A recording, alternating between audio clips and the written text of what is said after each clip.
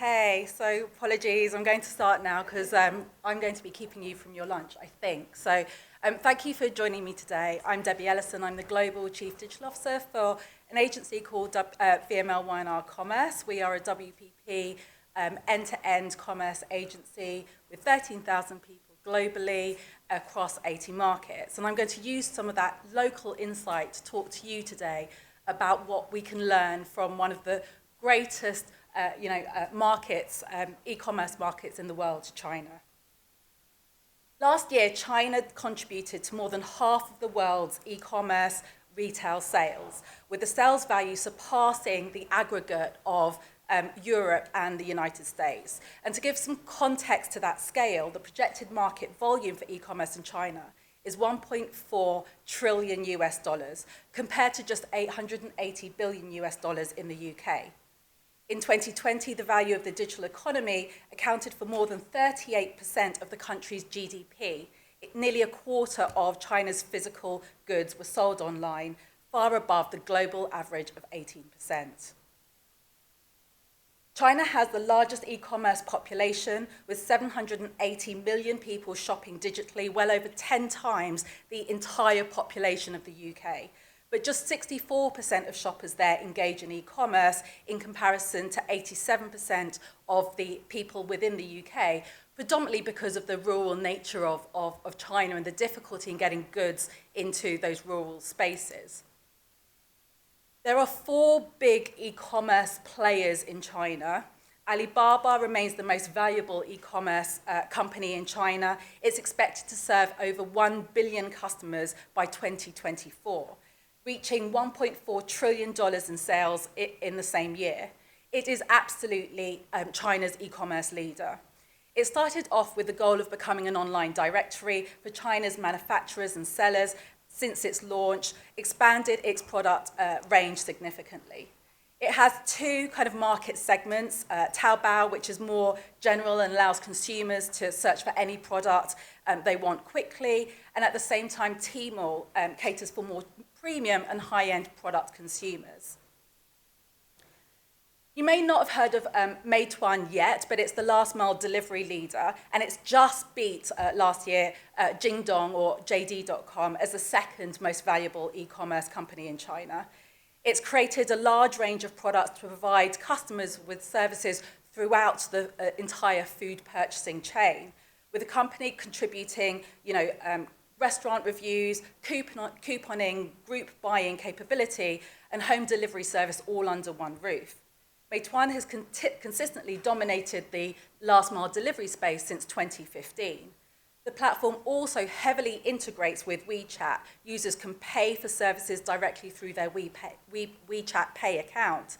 And total revenues from Meituan's food delivery service increased by over 44% to nearly $2 billion US dollars in Q2 2019.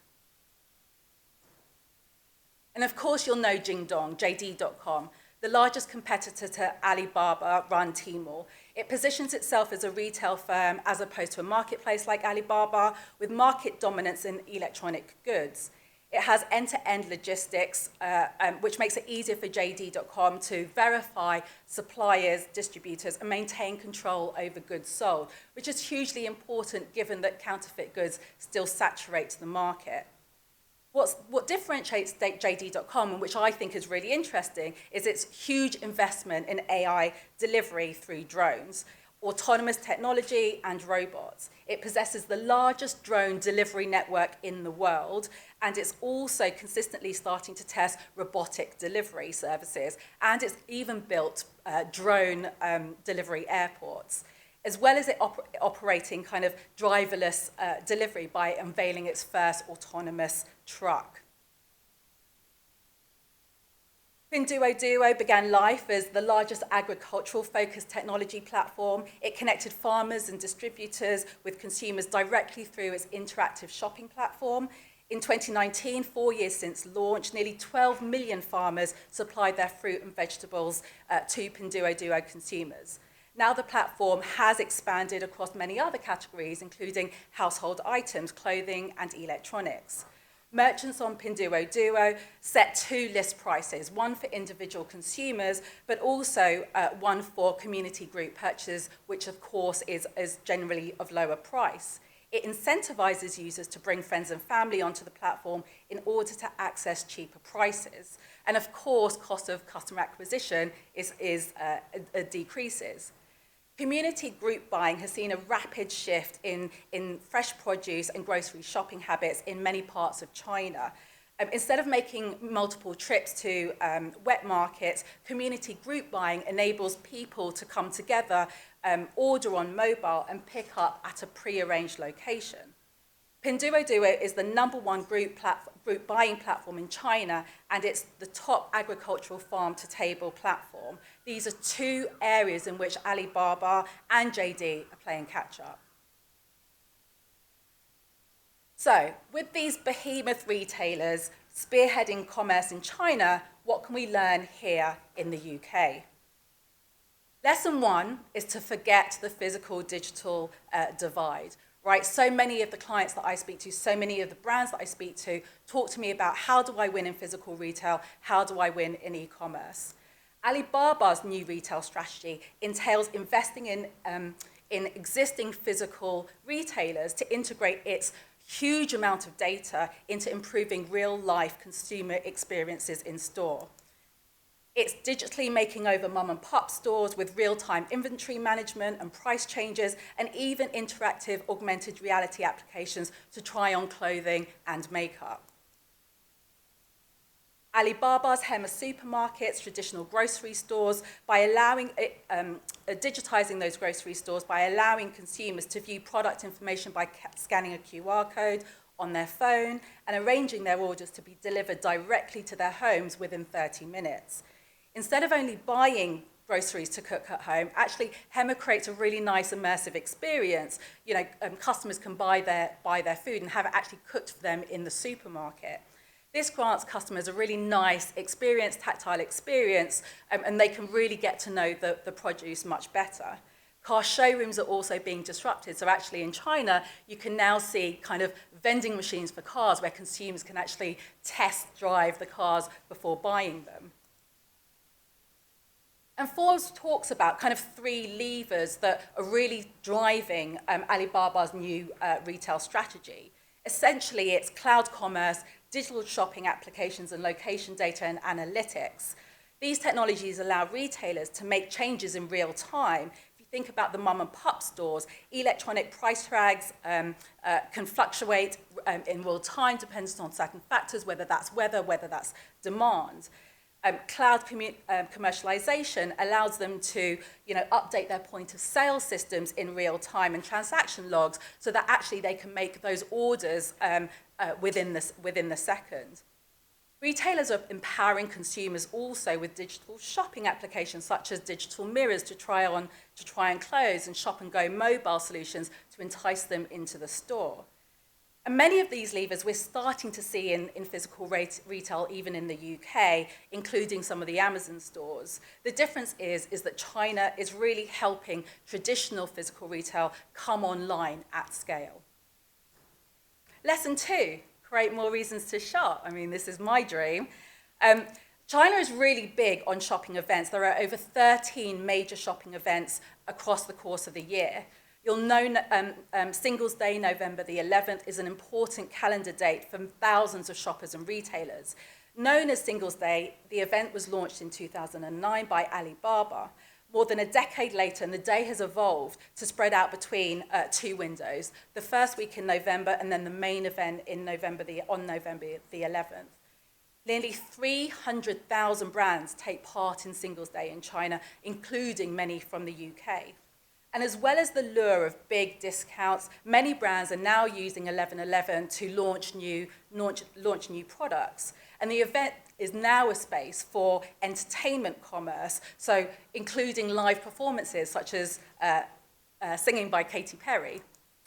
618 is also a big shopping festival in China after Singles Day, first launched by JD.com in 2009 to reward loyal consumers and give back to them. Last year, the festival delivered nearly $90 billion in sales for retailers, and JD.com reported a 100% increase in transactions from the previous year just within the first 10 minutes of the event. Notably, live commerce platforms like Douyin, or TikTok as we all know it as, joined the festival last year, delivering nearly $9 billion of live commerce streams. The penultimate lesson is to turn brand love into brand growth. China is a powerhouse of social commerce, whereas we're just starting out here in the UK. Sales generated from China's social commerce was projected to reach $363 billion by 2021, up 36% year on year. Social commerce will account for 13% of total e-commerce sales in 2021, and that growth has been largely driven by two technology platforms, Alibaba and Tencent, which have successfully integrated social media, digital payment infrastructures, and product discovery into their platforms. The commercial opportunity for brands is significant, with the number of e-commerce live streaming sessions topping 4 million in Q1 2020. The Shanghai Fashion Week was fully live streamed on Taobao, with viewers able to pre-order I'm not sure we got that video running, but the Shanghai Fashion Week was fully live streamed on Taobao, with viewers able to pre-order the featured clothes from the designer's existing collections. Live stream shopping can combine events with commerce, which I think is really exciting and a lesson we absolutely need to bring into the UK and open them up to a global platform. It's all part of this kind of space of entertainment commerce. Given this potential, I really expect to see the popularity of live stream commerce continue in a post-pandemic world and see retailers from the rest of the world get on board. It's really exciting to be able to watch TV and interact and purchase, and it's almost like the new age QVC.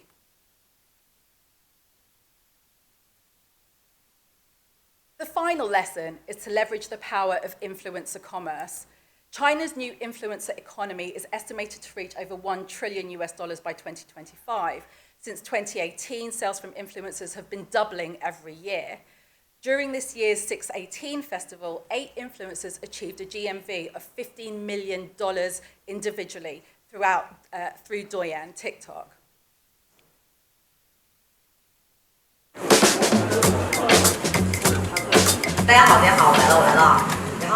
This is live stream shopping, one of the hottest trends in China. Every night, tens of millions of people watch live shows hosted by influencers like Via and buy the products they recommend.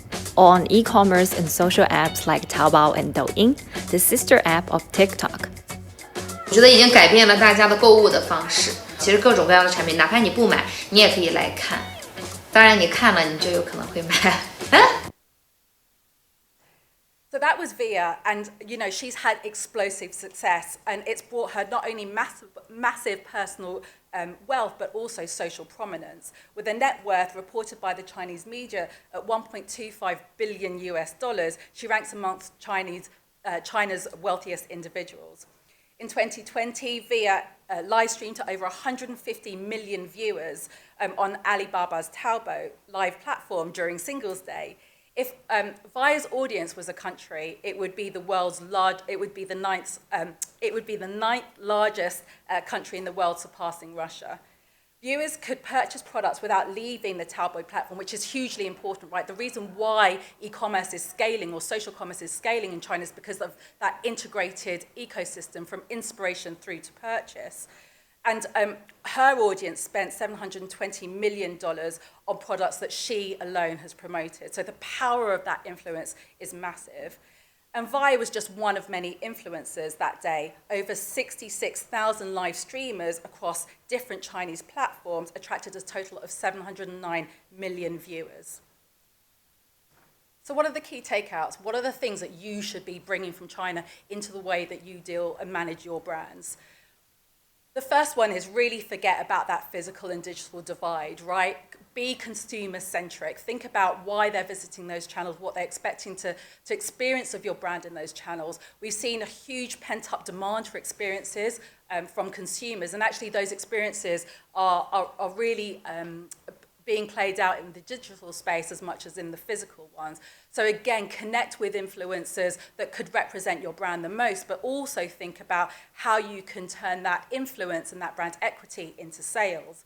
Tap into shopping events with entertainment commerce, again, tapping into that need for from consumers to really experience the brand in spaces and places of commerce. Bring shop streaming into the 21st century with influencer commerce. Again, there's this big shift between where we are, where I feel we are as the UK in terms of thinking about building brand equity on TV and then driving people to purchase in-store or online. Really, those spaces and places are now becoming merged. And so these are the 4 lessons that I'd love for you to kind of take out of China. Thank you very much.